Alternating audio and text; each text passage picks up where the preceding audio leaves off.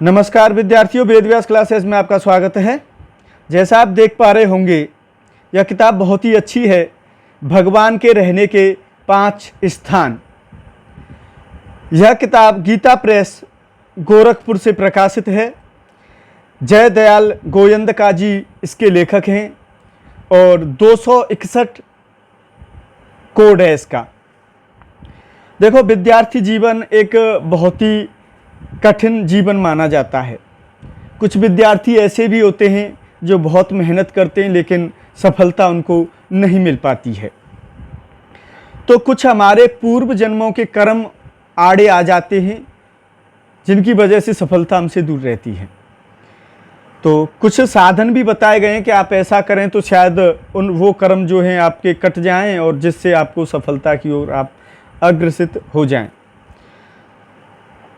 तो देखो, यहाँ पर कोड है और गीता प्रेस पेज क्वालिटी और प्रिंट के मामले में बहुत ही आगे है। संपादक इसके दे ही रखे हैं।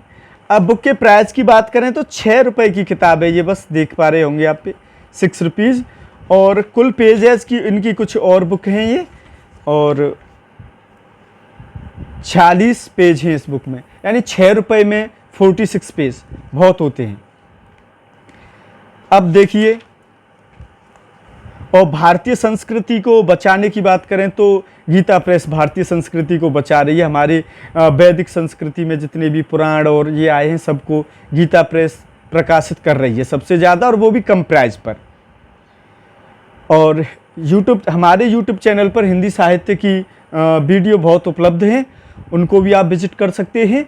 और अब व्यू थोड़े से कम आ रहे थे, इस वजह से वीडियो थोड़ी सी कम अपलोड की जा रही हैं, लेकिन भविष्य में जब भी कोई परीक्षा आएगी तो आपके लिए संपूर्ण योगदान रहेगा इस चैनल के माध्यम से। और यूपी पुलिस के भी टेस्ट सीरीज हम लाएंगे और वो भी आपके सामने प्रस्तुत की जाएंगी। तो चलो, आज का टॉपिक जो है हमारा, इस पे थोड़ा सा विचार करते हैं। भगवान के रहने के 5 स्थान, 5 महायज्ञ। देखो, पंच महायज्ञ कौन कौन से होते हैं ये भी आपको अब पता चल जाएगा। व्यास जी बोले, व्यास भगवान का नाम हम बड़े आदर के साथ लेते हैं क्योंकि श्रीमद् भागवत गीता जी और जितने भी 18 पुराण व्यास जी के द्वारा ही रचित हैं। शिष्यगण, मैं तुम लोगों को 5 धर्मों के आख्यान सुनाऊंगा। उन 5 में से एक का भी अनुष्ठान करके मनुष्य सुयश, स्वर्ग तथा मोक्ष भी पा सकता है। देखो, इस जन्म में तो हम जो कुछ करते हैं संसार में रहकर ठीक है, लेकिन परलोक के लिए हमारे लिए मोक्ष और स्वर्ग बहुत ही जरूरी है। नहीं तो कभी आप गरुड़ पुराण पढ़ के देखना, ये शरीर मरने के बाद में बड़ी यातनाओं से वहां पर पहुंचता है। तो माता पिता की पूजा, पति की सेवा, सबके प्रति समान भाव, मित्रों से द्रोह न करना और भगवान श्री विष्णु का भजन करना, ये 5 महायज्ञ हैं।